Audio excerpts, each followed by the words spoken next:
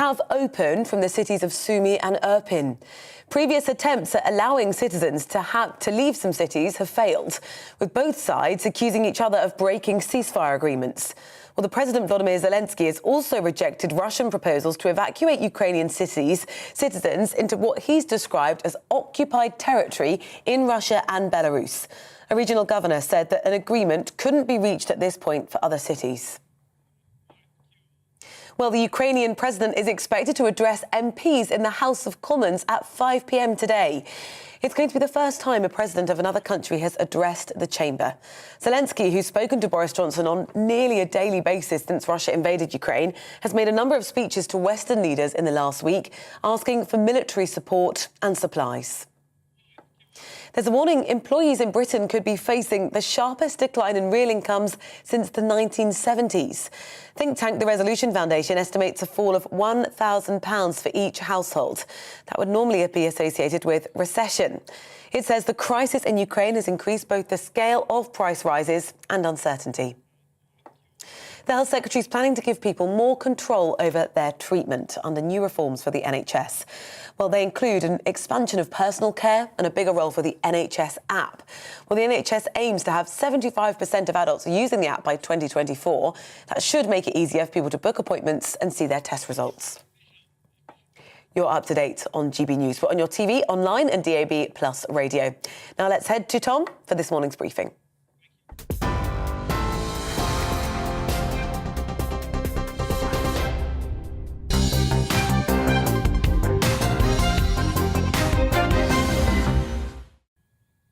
A very good morning to you. It's 9:33 and this is the briefing with me, Tom Harwood, on your TV and on your radio. Now, the economic crime bill whizzed its way through the House of Commons yesterday, completing all its Commons stages by just 10:30 last night. All of the opposition amendments, all of those new amendments to it, were defeated, although the Lords may try to amend it a little more later this week. But what does it mean for our response to Putin? How might it tighten the noose around his regime? And does it go far enough? Well, let's address all of these questions now with Labour MP and former Chief Secretary to the Treasury, Peter Dowd. Welcome to the programme. Now, first of all, Labour got a lot of what it was asking for in this bill, but not quite everything. Could you talk us through how the process went last night? Well, actually, as you said, it lasted about 6 hours. It was a sort of allocated time of about 6 hours, which I sort of wasn't happy with because we were trying to rush this through in a day. There were about 100 amendments or new clauses, as they're called, to actually get through. And imagine 6 hours to go through those amount of amendments and to actually tease them out and discuss them properly. It was just, you know, if it wasn't so serious, it'd be an outrage that we were put into that particular situation, because this is an important bill, it's an important subject, and we needed to get it done properly. And regrettably, you know, the government were just lax on this matter, because lots of these potential provisions have been out there in the world for many years, and the government at the last minute chose to actually take the proposals. And interestingly enough, as little as 2 weeks ago, actually, the government were going to actually bin this bill until the invasion of Russia. So that's the hothouse environment that we were in yesterday. I suppose it's interesting. Of course, there's a lot of looking back and many people saying that this bill should have been implemented when it was first drafted, I think several years ago now. But on the other hand, this is a fast-moving crisis. And from the government's point of view, getting it done quickly is to the advantage of everyone, because those powers need to be instituted as soon as possible in order to go after those unexplained wealth orders, in order to sanction those oligarchs. Well, yes, but those unexplained wealth holders have been in operation for a number of years. I think the point I'm trying to make, instead of many of these provisions being there in place, which we've been asking for years, in the eventuality, not necessarily of a war, but in the eventuality, in a number of eventualities, they weren't there. So we found ourselves yesterday in this toing and froing, trying to resolve a major issue, which could have been resolved significantly before, or certainly the groundwork and the framework in place before we got to this situation. But look, we are where we are, and what we've got to do is to make, in a united sense, the best of a difficult and challenging and dreadful situation. So that's why we supported the government on their proposals yesterday. But we will continue to push them to make sure that these proposals are effective and do tackle not just this issue, but best part of the £300 billion a year that it costs this country in terms of criminal finance fraud. I mean, it's a huge figure. So it's not just about the situation in Ukraine. It's also about the ongoing situation as well. It's a vast, vast piece of legislation that no doubt will have effects for years to come. But I almost empathise with the Labour Party here. It's a very difficult position to be in opposition. You want to be showing support and unity for the country at a time of crisis. The leader of the opposition wants to be presenting a united front. Even the leader of the SNP in the Commons has been welcoming much of this legislation. So it's a bit of a tightrope to walk to provide effective opposition whilst presenting that united Western Front. Well, I don't think it's a question in this of opposition in that sort of sense. I don't want to bandy words. I don't think it's opposition. It's actually trying to get the government to move further on. This is for the benefit of the country and for the benefit of Ukraine as well. So it's us trying to make those sanctions and the framework and the laws and the legislation tighter, more focused, so the government are able to act much more quickly than they've given themselves the parameters to do. So it's actually trying to say to the government, come on, this is serious. We really need to get a grip of this. And giving people, for example, 6 months to give them 6 months advance about to move their assets around is not acceptable. That's why we went 28 days. So it's actually trying to say to the government, look, we're there to support you to ensure that these sanctions work. But they really are not going to work as well as we want if the government are given too much leeway to some of these oligarchs and people who are acting in criminal fashions. Yes, it's a fascinating situation, really, because I was listening to Mark Rutte, the Prime Minister of the Netherlands, yesterday, who provided a bit of a different perspective than we've heard a lot in the United Kingdom. When he started talking about being reluctant to go further on, for example, oil and gas, his country much more dependent on Russia than the United Kingdom is, we started to hear a bit about the other side of sanctions. And I think everyone across the political spectrum recognises that sanctions, while absolutely necessary and will tighten a noose around the neck of Mr. Putin's regime, they'll affect us here at home as well. And that's something to really consider, the effect in the pocket of British consumers. I think that's the case often in these sort of situations, but we also have to look, in a sense, on the size of our economies, our collective economies. So if you take the likes of the United States, Japan, Italy, the UK, Germany, France, just those 6 companies have a combined gross domestic product of well over £30 trillion a year, well over £30 trillion a year. The Russian dollars a year, the Russian economy is about $1.5 trillion. So we're 24 times the size in terms of economic power than the Russians, and we've got to bring that to bear. Now, that is going to have a cost to us, but the cost is going to be even greater to the Russian economy. And that's the point we've got to press home. We're collectively much more economically powerful than the Russians. Let's not forget that. Certainly, this is no longer the USSR. This is a country that's economy is about the same size as Spain, far smaller than the UK and certainly smaller than all of those NATO powers working together. Now, I want to move this conversation on a little bit because today at 5 p.m, President Zelensky is addressing the House of Commons, and it will mean a lot of firsts in that chamber. According to the journalism project Parley, it'll be the first time the Commons has ever been addressed in a foreign language, the first time by video. The Queen herself has never addressed the Commons in this way. No one who isn't an MP has even spoken in this chamber except those compelled to the bar to the House to apologise. So, Peter, what's your reaction to this historic event upcoming this afternoon?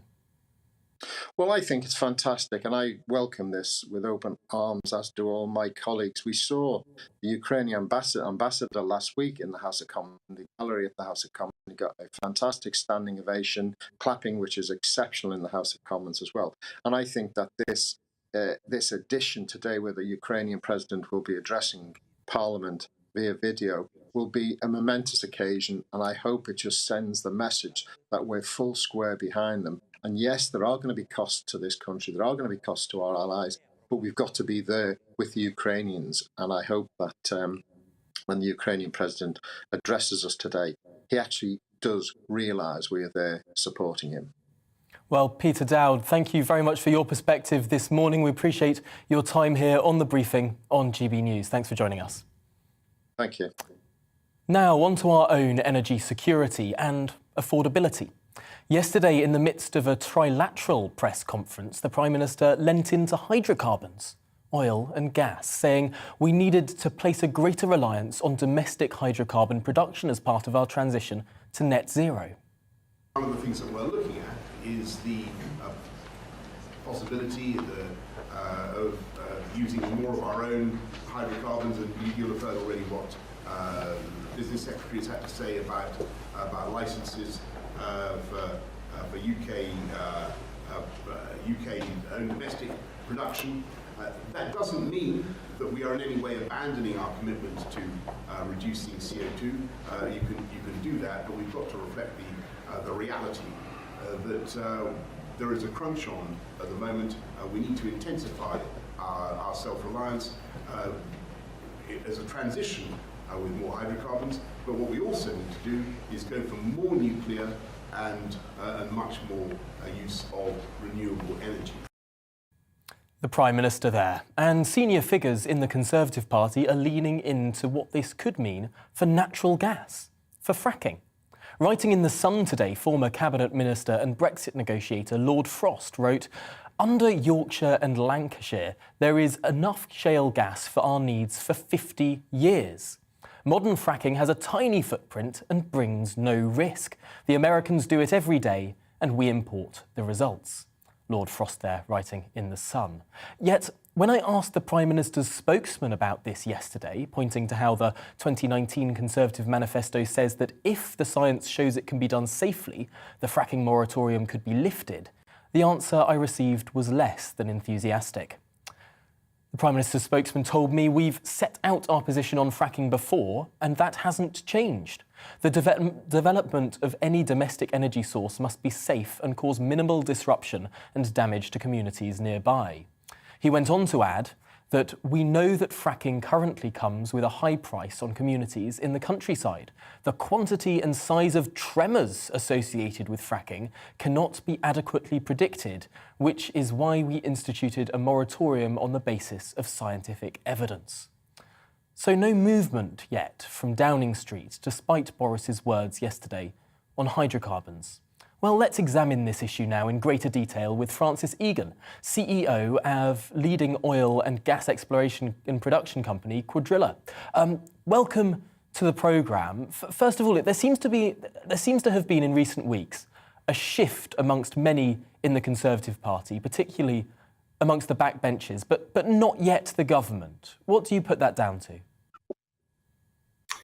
Well, I put it down to poor advice. It can only be poor advice.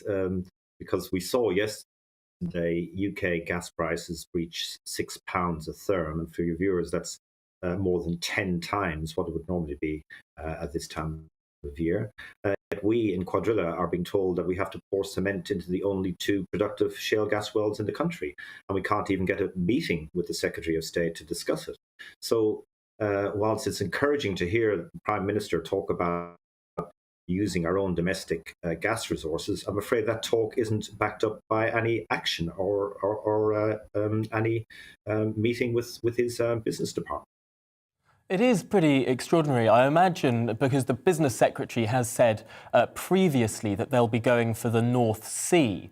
Could it be that that's just less politically contentious? There's a lot of news around, there's a lot of campaigning around fracking on land, of course, within the UK. And a lot of people are afraid of these so-called earthquakes. What's the evidence behind those earthquakes? Because there's a lot of contention in terms of what the equivalent seismology would be. Well, firstly, I think it was interesting to read the official spokesman for the Prime Minister saying that they introduced a moratorium based on scientific evidence. What actually happened was they introduced the moratorium and then they launched the scientific reports. So in other words, the science followed the politics rather than the other way around. And when the scientific reports came back, what they actually said was the seismic events at Preston New Road, all bar one, could not be felt at all at surface. And the one that could be felt lasted for a total of 2 seconds and generated ground vibrations that were roughly half of what's allowed for construction projects. So if that science was to be used for other industries in the country, we'd have to shut down pretty much the entire London Underground, most construction in the country, and I could go on and on. So the scientific evidence to describe it as flimsy would be giving it the benefit of the doubt. We're saying currently in this country that fracking sites are not allowed to produce seismic events that are even half as much as construction sites. How on earth have we got to that point? Well, I wish it was even that good. What we're actually saying, the limit was set at 0.5 on the Richter scale. Now, that for most people, their eyes will probably glaze over at that. But Liverpool University did a study to try and equate that in terms of what does it mean as a ground vibration. And 0.5 was equated to sitting down on an office chair. And I kid you not. So if anyone sat down on an office chair on a construction site, they would have to stop construction under the rules that apply to fracking. So, you know, it is beyond ridiculous, I'm afraid. I suppose campaigners would point to the worry about groundwater, about pipes, about what might happen that we might not feel on the surface but might be going on underground. Is there a legitimate worry there? Well, our site at Lancashire was probably the most closely monitored site in the history of oil and gas anywhere. And I've been involved in oil and gas for 37 years all over the world. We had air quality monitoring, we had groundwater monitoring, we had seismic monitoring, we had traffic monitoring, noise monitoring. We had innumerable visits from the Environment Agency and the Health and Safety Executive. And we did not breach one single standard or regulation, not one. It's been going on in the United States for the last 30 years. There are scare stories coming out, you know, people's ears, yet no one has been injured, no one's water supply has been decimated. I don't see any sign of that in the United States. And now, as Lord Frost has said in his article in The Sun today, we're very happy to import shale gas from the United States, very happy to ship it across the Atlantic and put it into our houses, for some strange reason, aren't happy to exploit our own resources. I mean, it doesn't make any sense. I do feel the tectonic plates of politics moving on this issue. I wonder if the government's position will be the same in a few months' time as it is today, but we'll have to explore this issue further at another time. We've run out of time for this conversation. Francis Egan, thank you for joining us here on The Briefing this morning and talking through that important issue. Francis Egan there, of course, CEO of Quadrilla. Now, a new poll from accredited pollsters Redfield and Wilton Strategies was published last night with a rather notable finding. The Prime Minister's approval has bounded back up to pre-Partygate levels, according to this poll. Now, granted, they're still below the waterline at -7, but this is where they were in late November, before the Partygate saga began with that leaked video of Allegra Stratton.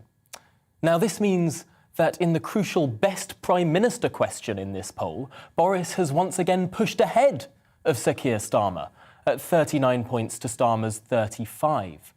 By contrast, in February, Boris was in third place, not first, third, behind Sir Keir and Don't Know. And finally, on voting intention, the Tories have narrowed the gap with Labour's double-digit lead falling to a lead of just 3 points on 40 to the Tories' 37. Labour in the lead, but only just. Well, joining me now to explore what this means and whether it's representative is Head of Political Polling at Opinium, Chris Curtis. Welcome to the programme. Now, Chris, first of all, this is one poll. In your view, is this representative? I'd give it a few days and wait and see. We're going to see some more polls out in the coming days. But I think initially it does show that Boris Johnson's approval ratings look like they're going to bounce back in response to Ukraine.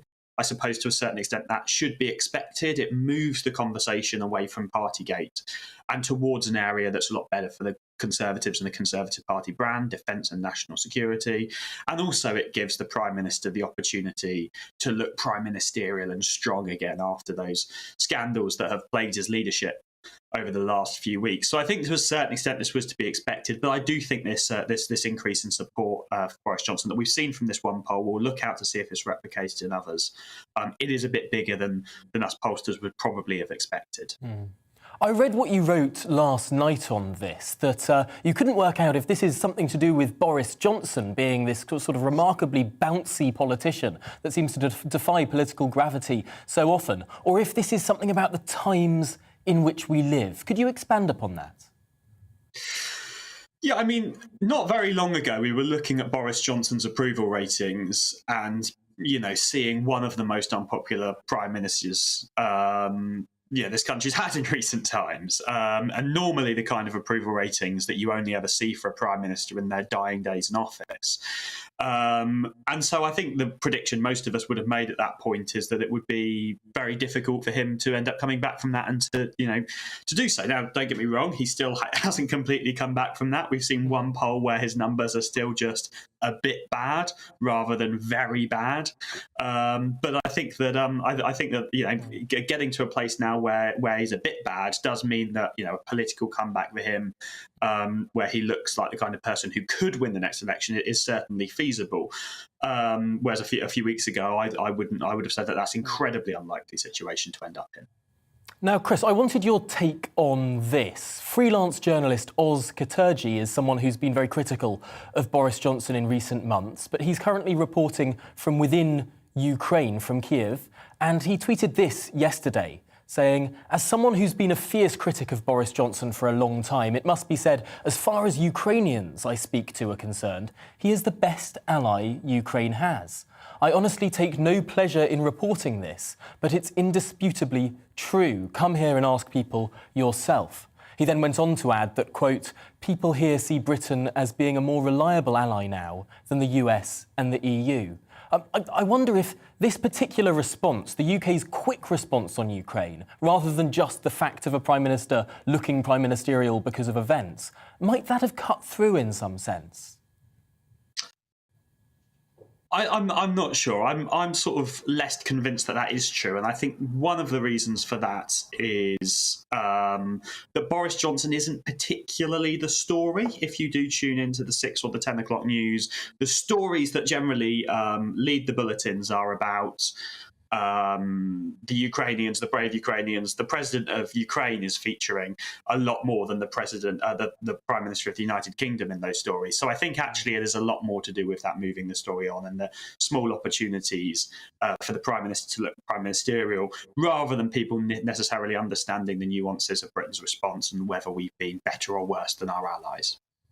Well, Chris Curtis, thank you for whizzing us through those issues there. Certainly, poll watching has become very, very interesting once again. We appreciate your time this morning. Chris Curtis there from Opinium. Now, sometimes in this show, I write a Tom's take, as we call it, my analysis of the state of affairs of one issue or another in the UK or in the world. Well, this morning, I can think of no better analysis, no better words than those of the Defence Secretary Ben Wallace speaking on the radio this morning. He said this: "Whatever we think about President Putin, he is done. He is a spent force in the world and no one will be taking his phone calls in the long term. He has exhausted his army. He is responsible for thousands of Russian soldiers being killed. He is responsible for innocent people being killed, civilians being killed in Ukraine. He is reducing his economy to zero because the international community has decided it is absolutely unacceptable what he does. And so he is a spent force in the world. And I don't know if he thinks that this is a clever thing to be, but that diminishes his own country in the world, and he has to take responsibility for that." The moving words there of Defence Secretary Ben Wallace on Radio 4 this morning.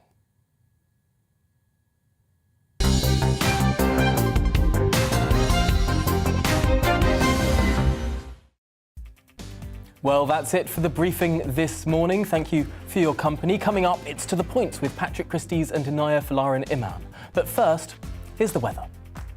Good morning. Another chilly start out there. It will turn milder as we go through the next few days. A brisk wind, though, making it feel even colder, despite a fair bit of sunshine, certainly in the east. But further west, this weather front is slowly approaching, and that will increase the cloud and eventually bring some showers. For the time being, though, high pressure is still controlling things, and that will bring most places a dry, fine day. A touch of frost out there this morning, but plenty of sunshine across the Midlands, eastern England and most of Scotland. Across Wales, southwest England, Northern Ireland, we are seeing the clouds steadily increase, and here a few showers just trickling into Devon, Cornwall, Pembrokeshire and across much of Northern Ireland during the afternoon. The breeze will be pretty noticeable, but it is slowly bringing milder air. So temperatures up to double figures across the Midlands and Wales, southwest England, 8 or 9 in Belfast, and only 8 or 9 in the eastern parts of England, despite a fair bit of sunshine. There will be that noticeable wind also. We'll see some of that rain